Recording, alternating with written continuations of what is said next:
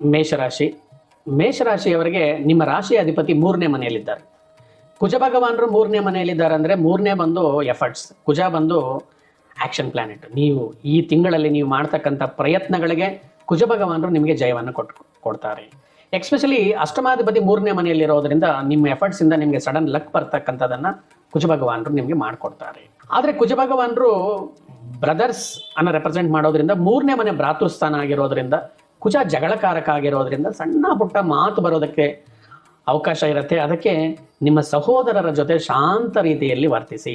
ಯಾವುದೇ ಕಾರಣಕ್ಕೂ ಗಡಿಬಿಡಿ ಮಾತಾಡೋದು, ಆ ಥರದ ನಿರ್ಧಾರಗಳಿಲ್ದಿರ ಒಂದು ಕಡೆ ಕೂತ್ಕೊಂಡು ಸಾವಧಾನವಾಗಿ ಸಮಾಲೋಚನೆ ಮಾಡಿ ಡಿಸಿಷನ್ಸ್ ಅನ್ನು ತಗೊಳ್ಳಿ. ಏನು ದೋಷ ಆಗೋದಿಲ್ಲ. ಅಷ್ಟಮಾಧಿಪತಿ 3ನೇ ಮನೆಯಲ್ಲಿದ್ದಾರೆ ಅಂದರೆ ಡೆಫಿನೆಟ್ ಆಗಿ ನಿಮ್ಮ ಎಫರ್ಟ್ಸ್ ಸಿಗ್ತಕ್ಕಂಥ ಒಂದು ಫಲವನ್ನು ಕೊಟ್ಟೇ ಕೊಡ್ತಾರೆ. ಮತ್ತೊಂದು ಗ್ರಹ ಗುರುಗ್ರಹ. ಗುರುಗ್ರಹ 4ನೇ ಮನೆಯಲ್ಲಿದ್ದಾರೆ.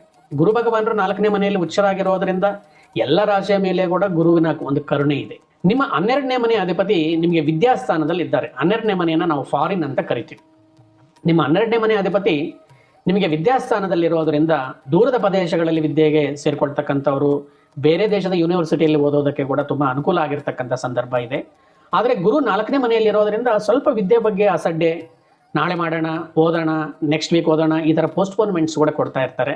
ಶ್ರದ್ಧೆಯಿಂದ ಭಕ್ತಿಯಿಂದ ಮಾಡ್ತಾ ಬನ್ನಿ. ಮೊದಲೇ ನಾನು ಹೇಳಿದಾಗೆ ದಕ್ಷಿಣಾಮೂರ್ತಿಯನ್ನು ಆರಾಧನೆ ಮಾಡ್ತಾ ಬನ್ನಿ. ವಿದ್ಯೆಯಲ್ಲಿ ನಿಮ್ಗೆ ತುಂಬ ಅನುಕೂಲಗಳಾಗತ್ತೆ. ಮತ್ತು ನಿಮಗೆ ಭಾಗ್ಯಾಧಿಪತಿಯಾಗಿ, ಪಿತೃಸ್ಥಾನಾಧಿಪತಿಯಾಗಿ ನಿಮಗೆ 4ನೇ ಮನೆಯಲ್ಲಿ ಇದ್ದಾರೆ. ಅದರಿಂದ ತಂದೆಗೆ ಅನುಕೂಲಗಳಾಗ್ತಕ್ಕಂಥದ್ದು. ತಂದೆ ವ್ಯಾಪಾರ, ವ್ಯವಹಾರ, ವ್ಯವಸಾಯ ಏನಿದ್ರು ಕೂಡ ಅವರ ಒಂದು ಅಭಿವೃದ್ಧಿಗೆ ಗುರು ತುಂಬಾ ಕಾರಣರಾಗ್ತಾರೆ. ಮತ್ತೊಂದು ಗ್ರಹ ಸೂರ್ಯ ಭಗವಾನರು. ಸೂರ್ಯ ಭಗವಾನರು ನಿಮ್ಮ ಪೂರ್ವಜನ್ಮದ ಪುಣ್ಯ ಸ್ಥಾನದಲ್ಲಿ ಸ್ವಂತ ಮನೆಯಲ್ಲಿದ್ದಾರೆ. ಈ ತಿಂಗಳಲ್ಲಿ ಎಲ್ಲಾ ಗ್ರಹಗಳು, ಸಾಕಷ್ಟು ಗ್ರಹಗಳು ಸ್ವಂತ ಮನೆ ಉಚ್ಚ ಸ್ಥಾನಗಳನ್ನು ಪಡ್ಕೊಂಡಿದ್ದಾವೆ. ಇದರಲ್ಲಿ ಸೂರ್ಯ ಭಗವಾನರು ಸ್ವಂತ ಮನೆಯಲ್ಲಿರೋದ್ರಿಂದ, ಸೂರ್ಯ ಬಂದು ಕ್ಷತ್ರಿಯ ಗ್ರಹ, ಅಗ್ನಿತತ್ವದ ಗ್ರಹ. ಈ ವಾರದಲ್ಲಿ ನಿಮಗೆ ಎನರ್ಜಿಯನ್ನು ಸೂರ್ಯ ಬೇಕಾದಷ್ಟು ಕೊಡ್ತಾ ಇದ್ದಾರೆ.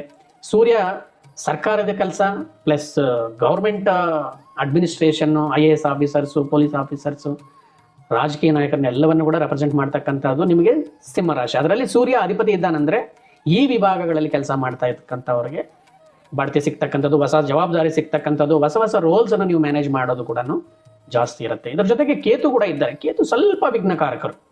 ನಿಮ್ಗೆ ಜವಾಬ್ದಾರಿ ಕೊಟ್ಟಿದ್ರು ಕೂಡ ಸ್ವಲ್ಪ ಕಿರಿಕಿರಿ ಮಾಡ್ತಾರೆ. ಕೆಲವು ಅಧಿಕಾರಿಗಳು ತಮ್ಮನ್ನ ಒಂದು ಪ್ಲೇಸಿಂದ ಇನ್ನೊಂದು ಪ್ಲೇಸಿಗೆ ಟ್ರಾನ್ಸ್ಫರ್ ಕೂಡ ಪಡ್ಕೊಳ್ಳೋ ಥರ ಆಗುತ್ತೆ. ಕೆಲವರು ಸ್ವಇಚ್ಛೆಯಿಂದ ಪಡ್ಕೊಂಡಿದ್ದಾರೆ, ಕೆಲವರು ಪನಿಷ್ಮೆಂಟ್ ಟ್ರಾನ್ಸ್ಫರ್ ಅಂತ ಕೂಡ ಆಗ್ತಾ ಇರುತ್ತೆ. ಇದರಿಂದ ಸರ್ಕಾರದ ಕೆಲಸ ಮಾಡೋರು ಮತ್ತು ಸರ್ಕಾರ, ರಾಜಕೀಯ ಇವ್ರಿಗೆ ಟ್ರಾನ್ಸ್ಫರ್ಸ್ ಕೂಡ ಸಾಧ್ಯತೆ ಇರುತ್ತೆ. ಕೇತು ಭಗವಾನರು ಭಕ್ತಿಕಾರಕರಾಗಿರೋದ್ರಿಂದ ಭಕ್ತಿಯಿಂದ ನಡ್ಕೊಳ್ಳಿ. ಮುಖ್ಯವಾಗಿ ನೀವು ಸೂರ್ಯ ನಮಸ್ಕಾರ ಮಾಡ್ತಾ ಬನ್ನಿ. ಕೇತುವಿಗೆ ಗಣಪತಿಯನ್ನು ಆರಾಧನೆ ಮಾಡ್ತಾ ಬಂದಿದ್ರೆ ತುಂಬ ನಿಮಗೆ ಒಳ್ಳೆಯದಾಗತ್ತೆ. 5ನೇ ಮನೆ ನಾಲೆಡ್ಜ್ ಕೂಡ ಆಗಿರೋದ್ರಿಂದ, ಇಲ್ಲಿ ಕೇತು ಭಗವಾನರು ಇರೋದ್ರಿಂದ ಸ್ವಲ್ಪ ವಿದ್ಯೆಗೆ ಸಂಬಂಧಿಸಿರ್ತಕ್ಕಂಥ ಯಾವುದಾದ್ರೂ ಒಂದು ಸಣ್ಣ ಮಂತ್ರವನ್ನು ನೀವು ಓದ್ಕೊಂಡಿದ್ರೆ ಒಳ್ಳೆಯದು. ನಾನೊಂದು ಮಂತ್ರವನ್ನು ಹೇಳ್ತೀನಿ, ನೀವು ಅದನ್ನು ಪ್ರಾಕ್ಟೀಸ್ ಮಾಡಿ. ಓಂ ಐಂ ಕ್ರೀಂ ಐಂ ಓಂ. ತುಂಬ ಸರಳವಾಗಿದೆ, ವಿದ್ಯಾರ್ಥಿಗಳಿಗೆ ತುಂಬ ಅನುಕೂಲ ಆಗುತ್ತೆ ಈ ಮಂತ್ರ. ಮತ್ತೊಮ್ಮೆ ವಿಡಿಯೋವನ್ನು ನೋಡಿ. ನಾವು ಡಿಸ್ಕ್ರಿಪ್ಷನಲ್ಲಿ ಕೂಡ ಈ ಮಂತ್ರವನ್ನು ಕೊಡ್ತೀವಿ. ಈ ಮಂತ್ರವನ್ನು ಮಕ್ಕಳು ಓದ್ಕೊಳ್ಳೋದ್ರಿಂದ ಅಥವಾ ಯಾರಿಗಾದ್ರೂ ಮರುವಿದ್ರೂ ಕೂಡ ಈ ಮಂತ್ರವನ್ನು ಓದ್ಕೊಳ್ಳೋದ್ರಿಂದ ನೆನಪಿನ ಶಕ್ತಿ ಅಭಿವೃದ್ಧಿ ಆಗುತ್ತೆ. ಇದು ಮಹಾ ಸರಸ್ವತಿಯ ಮಂತ್ರ, ತುಂಬ ಅನುಕೂಲ ಆಗುತ್ತೆ. ಮತ್ತು ನಿಮಗೆ ಬುಧರು ಪೂರ್ವಜನ್ಮದ ಪುಣ್ಯಸ್ಥಾನದಲ್ಲಿ 8ನೇ ದಿನದವರೆಗೂ ನಿಮಗೆ ಪ್ರೀತಿ ಪ್ರೇಮದಲ್ಲಿ ಜಯ ಕೂಡ ಕೊಡ್ತಾ ಇದ್ದಾರೆ. 8ನೇ ತಾರೀಕಿಂದ ನಿಮಗೆ 6ನೇ ಮನೆಗೆ ಬರ್ತಾ ಇದ್ದಾರೆ. 6ನೇ ಮನೆ ಸೋದರ ಮಾವ ಅಂತ ಕೂಡ ಕರಿತೀವಿ. ಬುಧ ಸೋದರ ಮಾವನನ್ನು ರೆಪ್ರೆಸೆಂಟ್ ಮಾಡ್ತಾರೆ. ನಿಮ್ಮ ಸೋದರ ಮಾವ ಸ್ವಲ್ಪ ಈ ವೆಹಿಕಲ್ ಓಡಿಸೋದ್ರಲ್ಲಿ, ಇಂಥದ್ರಲ್ಲಿ ಸ್ಪೀಡನ್ನು ಸ್ವಲ್ಪ ಕಂಟ್ರೋಲಲ್ಲಿ ಇಟ್ಕೊಂಡಿದ್ರೆ ಒಳ್ಳೆಯದು. ಸೋದರ ಮಾವನಿಗೆ ಏನಾದರೂ ಆರೋಗ್ಯದಲ್ಲಿ ಸಣ್ಣ ಪುಟ್ಟ ವ್ಯತ್ಯಾಸಗಳಾಗ್ಬೋದು. ಭಯ ಪಡೋ ಅಂಥದ್ದಲ್ಲ. ಬುಧನನ್ನು ಒಲಿಸ್ಕೋಬೇಕಂದ್ರೆ ಮಹಾವಿಷ್ಣುವಿನ ಆರಾಧನೆ ಮಾಡಬೇಕು. ವಿಷ್ಣು ಸಹಸ್ರನಾಮ ಸ್ತೋತ್ರ ಅಷ್ಟು ನೀವು ಓದಕ್ಕಾಗಿಲ್ಲ ಅಂದ್ರೆ ಓಂ ನಮೋ ಭಗವತೆ ವಾಸುದೇವಾಯ, ಓಂ ನಮೋ ಭಗವತೆ ವಾಸುದೇವಾಯ ಅಂತಕ್ಕಂಥ ಸಣ್ಣ ಮಂತ್ರವನ್ನ ನೀವು ಜಪ ಮಾಡ್ಕೊಂಡಿದ್ರು ಕೂಡ ನಿಮ್ಗೆ ತುಂಬಾ ಅನುಕೂಲ ಆಗುತ್ತೆ. ಆದರೆ ಬುಧರು ಸ್ವಂತ ಮನೆಯಲ್ಲಿ ಇರೋದ್ರಿಂದ ಅವಘಡಗಳು ಸ್ವಲ್ಪ ಕಮ್ಮಿಲೆ ಅಂತಲೇ ಹೇಳ್ಬೇಕು. ಮತ್ತೊಂದು ಗ್ರಹ 7ನೇ ಮನೆಗೆ ಬರ್ತಾ ಇದ್ದಾರೆ 3ನೇ ತಾರೀಕು. ಅವರು ಶುಕ್ರ ಭಗವಾನರು. ನಿಮಗೆ ಧನಾಧಿಪತಿ 7ನೇ ಮನೆಯಲ್ಲಿದ್ದಾರೆ ಅಂತ ಹೇಳಿದ್ರೆ ವ್ಯಾಪಾರದಲ್ಲಿ ಲಾಭ. 7ನೇ ಮನೆ ಪಾಲುದಾರಿಕೆಯಲ್ಲಿ ಲಾಭ ಆಗ್ತಕ್ಕಂಥದ್ದು. ಮತ್ತೆ 7ನೇ ಮನೆ ಸಂಗಾತಿ ಕೂಡ ನಿಮ್ಮ ಸಂಗಾತಿಗೆ ಅನುಕೂಲ ಆಗ್ತಕ್ಕಂಥದ್ದು. ನಿಮ್ಮ ಸಂಗಾತಿ ಕೆಲಸಕ್ಕಾಗಿ ಟ್ರೈ ಮಾಡ್ತಾ ಇದ್ರೆ ಕೆಲಸ ಸಿಗ್ತಕ್ಕಂಥದ್ದು. ಯಾರು ಅರ್ಹರು ಮದುವೆಗಾಗಿ ಪ್ರಯತ್ನ ಮಾಡ್ತಾ ಇದ್ದಾರೋ ಸಂಭಾವರಿಗೆ ಮದುವೆ ಅವಕಾಶಗಳು ಕೂಡ ಇದೆ. ಸಂತಾನ ಭಾಗ್ಯ, ಮದುವೆ ಇಂಥದಕ್ಕೂ ಕೂಡ ನೀವು ಶುಕ್ರ ಭಗವಾನ್ 7ನೇ ಮನೆಯಲ್ಲಿ ಇರೋದ್ರಿಂದ ನೀವು ಪ್ರಯತ್ನ ಮಾಡ್ಬೋದು. 5ನೇ ಮನೆಯಲ್ಲಿ ಕೇತು ಇರೋದ್ರಿಂದ ಸ್ವಲ್ಪ ಸಂತಾನ ವಿಳಂಬ ಮಾಡಿದ್ರು ಕೂಡ ಶುಕ್ರ ಭಗವಾನರು ಅವಕಾಶಗಳನ್ನು ಕೊಡ್ತಾ ಇದ್ದಾರೆ.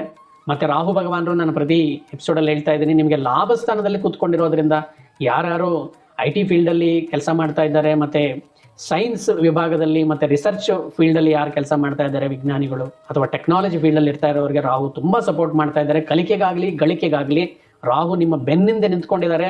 ನಿಮಗೆ 7 ಶನಿಕಾಟ ನಡೀತಾ ಇದ್ರು ಕೂಡ ನೀವು ನೆಲ ಕಚ್ಚಲಿಲ್ಲ ಅಂದ್ರೆ ರಾಹು ನಿಮ್ ಬೆನ್ನಿಗಿದ್ದಾರೆ. 12ನೇ ಮನೆಯಲ್ಲಿ ಶನಿ ಭಗವಾನರು ವಕ್ರಗತಿಯಲ್ಲಿದ್ದಾರೆ. ಈ 15 ದಿವಸ ಆರ್ಥಿಕ ನಿಪುಣತೆ ನಿಮ್ಗೆ ಬೇಕು. ಎಕ್ಸ್ಪೆಷಲಿ ನೀವು ಇನ್ವೆಸ್ಟ್ಮೆಂಟ್ಸ್ ಆಗ್ಬೋದು, ಖರ್ಚು ವೆಚ್ಚಗಳ ಬಗ್ಗೆ ಸ್ವಲ್ಪ ಗಮನ ಇಡಿ.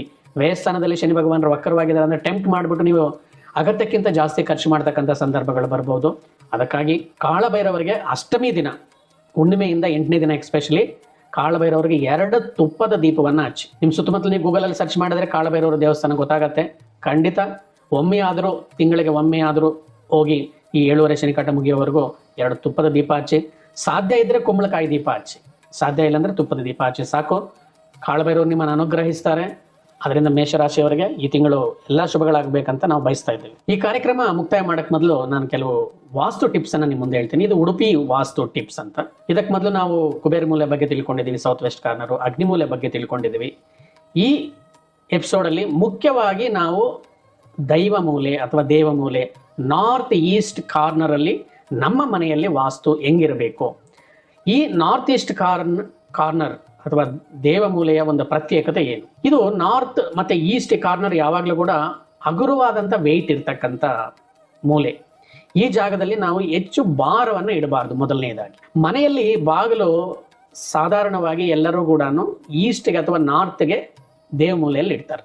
ಯಾವಾಗಲೂ ಕೂಡ ಈಸ್ಟಿಂದ 3 ಭಾಗಗಳನ್ನು ಬಿಟ್ಟೇ ನೀವು ಮೇನ್ ಡೋರನ್ನು ಇಡಬೇಕು. ಯಾಕಂದ್ರೆ ಯಾವಾಗಲೂ ಎಷ್ಟೋ ಮನೆಗಳಲ್ಲಿ ದೇವಮೂಲೆನೇ ಇರೋದಿಲ್ಲ, ಕಾರ್ನರ್ಗೆ ಬಾಗಿಲು ಇಟ್ಟಿರ್ತಾರೆ. ಆ ತಪ್ಪು ಮಾಡಬಾರ್ದು. ನಿಮ್ಗೇನಾದರೂ ಈಸ್ಟ್ ಅಥವಾ ನಾರ್ತ್ಗೆ ನಿಮ್ಮ ಮನೆ ಬಾಗಿಲಿದ್ರೆ ಮೊದಲು 3 ಭಾಗಗಳನ್ನು ಬಿಟ್ಟುಬಿಟ್ಟು, ಅಂದರೆ ಮೊದಲು ಸೂರ್ಯ, ಚಂದ್ರ, ಕುಜ ಈ ಭಾಗಗಳನ್ನು ಬಿಟ್ಬಿಟ್ಟು ನೆಕ್ಸ್ಟ್ ಬುಧ ಮತ್ತು ಗುರು ಮಧ್ಯದಲ್ಲಿ 4 ಮತ್ತು 5ನೇ ಭಾಗದಲ್ಲಿ ನೀವು ಇಟ್ಕೊಂಡಿದ್ರೆ ನಿಮಗೆ ತುಂಬ ಅನುಕೂಲ ಆಗುತ್ತೆ. ಈ ಜಾಗದಲ್ಲಿ ಸಾಧ್ಯವಿದಷ್ಟು ಕೂಡ ಕ್ಲೀನ್ ಆಗಿರಬೇಕು. ಯಾವುದೇ ಕನ್ಸ್ಟ್ರಕ್ಷನ್ ಮಾಡಬಾರ್ದು. ಎಕ್ಸ್ಪೆಷಲಿ ದೇವರ ಕೋಣೆಯನ್ನು ನೀವು ಈ ಮೂಲೆಯಲ್ಲಿ ಮಾಡಬಾರ್ದು. ಯಾಕಂದ್ರೆ ನಾವು ಕನ್ಸ್ಟ್ರಕ್ಷನ್ ಮಾಡೋದ್ರಿಂದ ಈ ಮೂಲೆ ಭಾರವಾಗಿ ನಮಗೆ ಅನಗತ್ಯವಾದಂಥ ಆರ್ಥಿಕ ಸಮಸ್ಯೆಗಳು ಮತ್ತು ಮನೆಯಲ್ಲಿ ಶುಭ ಕಾರ್ಯಗಳು ಡಿಲೇ ಆಗ್ತವೆ. ಅದರಿಂದ ಸಾಧ್ಯವಿದ್ದಷ್ಟು ಈ ಮೂಲೆ ಕ್ಲೀನ್ ಆಗಿರಬೇಕು.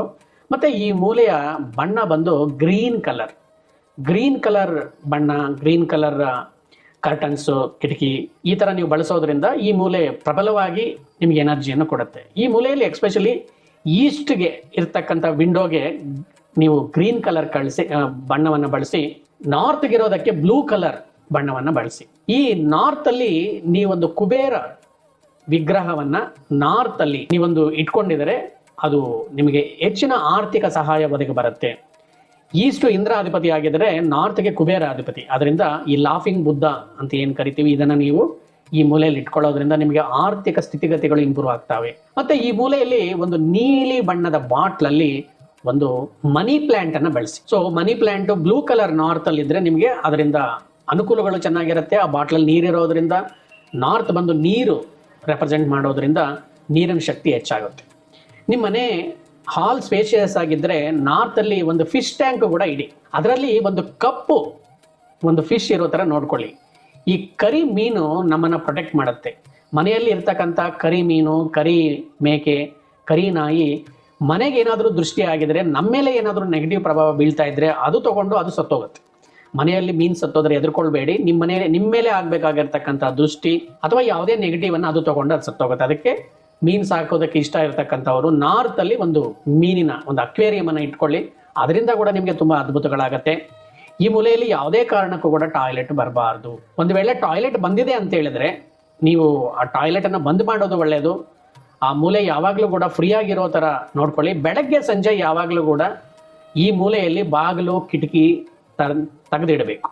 ಬೆಳಗ್ಗೆ ಸೂರ್ಯೋದಯದ ಟೈಮಲ್ಲಿ ಮತ್ತೆ ಸಂಜೆ ಸೂರ್ಯಾಸ್ತದ ಟೈಮಲ್ಲಿ ನೀವು ಕಿಟಕಿ, ಬಾಗಿಲು ದೇವ ಮೂಲೆಯಲ್ಲಿ ತೆಗೆದಿಡೋದ್ರಿಂದ ನಿಮ್ಮ ಮನೆಗೆ ದೈವಶಕ್ತಿ ಒಳಗಡೆ ಬರುತ್ತೆ. ಕಾಸ್ಮಿಕ್ ಎನರ್ಜಿ ಬಂದು ಮನೆಯಲ್ಲಿ ಲಕ್ಷ್ಮೀ ಕೃಪಾ ಕಟಾಕ್ಷ ಹೆಚ್ಚಾಗತ್ತೆ. ಮತ್ತೆ ನಿಮಗೆ ಬರೋ ಎಪಿಸೋಡಲ್ಲಿ ಕೂಡ ನಿಮಗೆ ಸಾಕಷ್ಟು ವಾಸ್ತು ಟಿಪ್ಸ್ ಅನ್ನು ಹೇಳ್ತಾ ಬರ್ತಾ ಇರ್ತೀನಿ. ಇದ್ರ ಜೊತೆಗೆ ನಿಮಗೆ ನಾರ್ತ್ ಅಲ್ಲಿ ಒಂದು ವಾಲ್ ಕ್ಲಾಕ್ ಇಟ್ಕೊಳ್ಳಿ. ಮನೆಯಲ್ಲಿ ವಾಲ್ ಕ್ಲಾಕ್ ಅನ್ನು ನೀವು ಇಟ್ಕೊಂಡಿದ್ರೆ ತುಂಬಾ ಒಳ್ಳೆಯದು.